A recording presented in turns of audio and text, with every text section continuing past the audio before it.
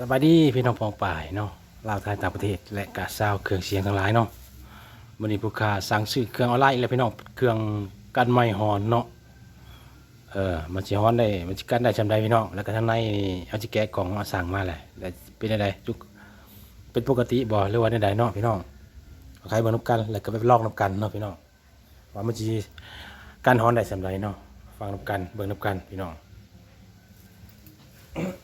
ฮะในกล่อง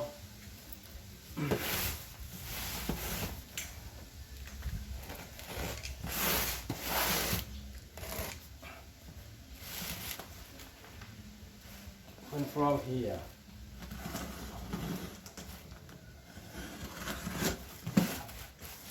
มันเป็นบ่อมาแล้วพี่น้องช่วยนี่สายมันได้มาสองสายพี่น้องหนึ่งสองคนละแถมสองสายนี่ก็ได้ลิพี่น้องสายไฟคูเมอร์เนาะใบหับประกันจะลองกันพี่น้องแบบไม่ได้กันฮ้อนได้กันเลยพี่น้องให้เป็นกันด้วยอินออกเนาะออกตัวนี้อินตัวนี้มีสวิกบ่โมมี่ตัวนี้วะทางหน้ามั้งทางหน้าสวิกโอเคมาลองลงกันพี่น้องฟีดแบ็กที่ได้สำใด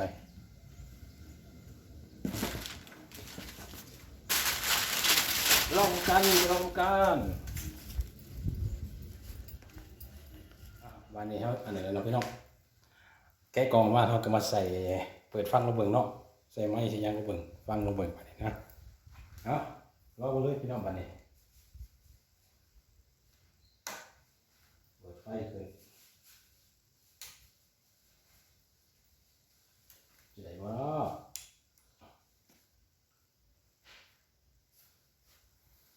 เปิดแอมจึก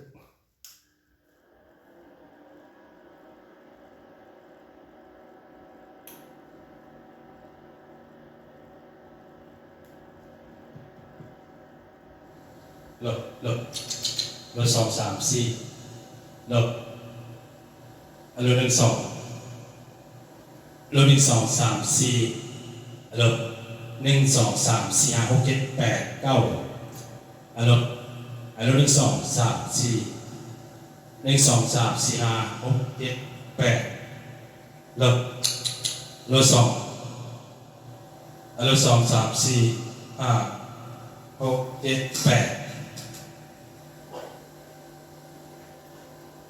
ลบ2 3 4ลบ2 3 4 5 6 7ลบ1 2ลบ2 3 4 5ลบ2 3 4 5ลบ1 2 3 4 5 6 7 8 9 0ลบ1 2 3 4บ่ฮ้อนเลยพี่น้องได้ลิกันได้100%เลยนะบ่ฮ้อนเนาะอันนี้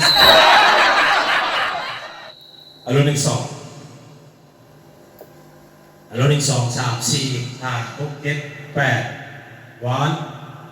1 2 3 4 5 6 7 8 9